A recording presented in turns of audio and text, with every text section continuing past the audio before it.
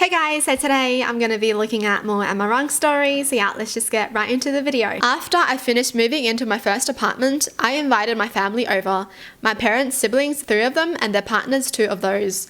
Everyone knows I don't eat meat. I try my best not to be difficult about it and often bring my own meals to family gatherings. Anyways, the menu was as a starter bruschetta, as a main pasta alla norma with garlic bread and salad on the side. I don't even know if I said that right at all, but that sounds delicious. And tiramisu as dessert. I thought this covered all bases, had enough variety, and people seemed to enjoy it.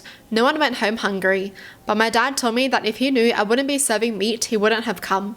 He made a couple of snarky remarks too, especially about the salad, rabbit food, this is what real food eats, etc. And my brother called me after to let me know his girlfriend agrees with my dad and also would want real food the next time if I'm ever hosting again.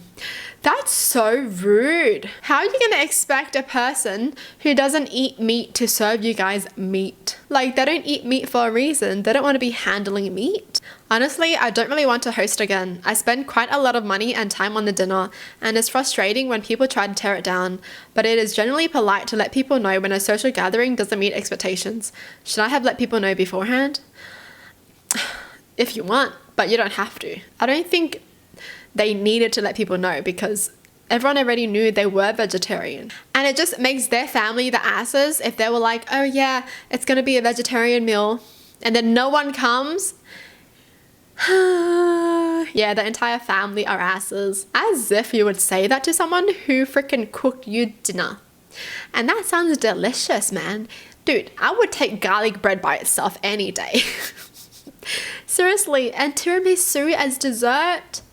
And they're still ungrateful about it? No freaking way. Since everyone was like, oh my god, I wouldn't have come if there wasn't meat. Well, I guess they're just coming for the free food, hey.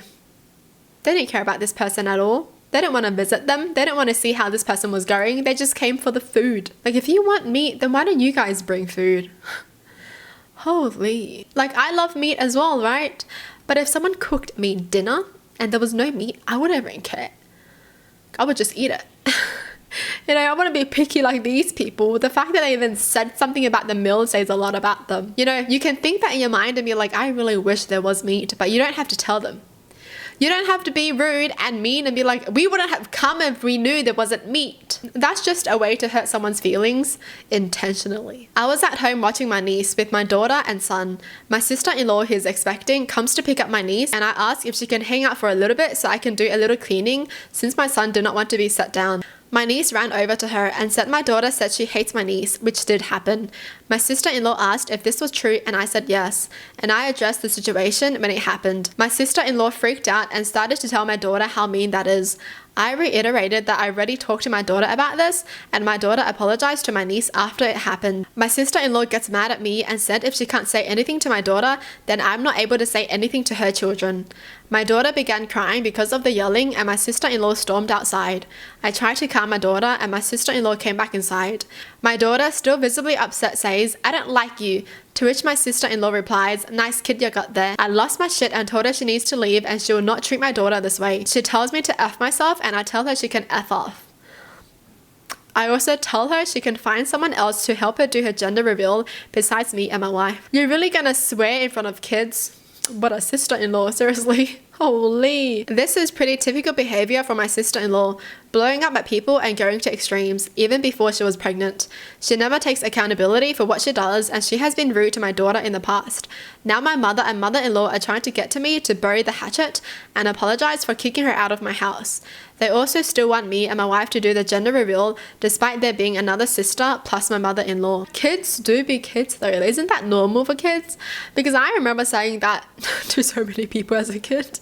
I hate you, I hate you, I hate you. It's like a normal thing for a kid to say that, you know? But as long as you teach them that it's not right to say that to someone, that's good. I do feel like the sister-in-law is wrong though for pulling the kid aside and telling her off again, because she already got told off at that moment. And I don't even think that's a big deal. And sister-in-law really was like, F you, F this, F everything, F yourself. In front of kids. Holy, okay. But I feel like we have to get the context though, because why would this kid all of a sudden be like, I hate you to the niece? You know, something must have happened. So like we can't just blame one kid without knowing what the other kid did to this kid. Because who knows? What if that kid is really mean? And what if that kid deserved the I hate you? Because some kids do. Alright. Well, that's it for the video. Hope you guys enjoyed. Tell me in the comments down below what your thoughts are. And as always, thanks for watching. Hope you guys liked it. And I'll see you guys next time.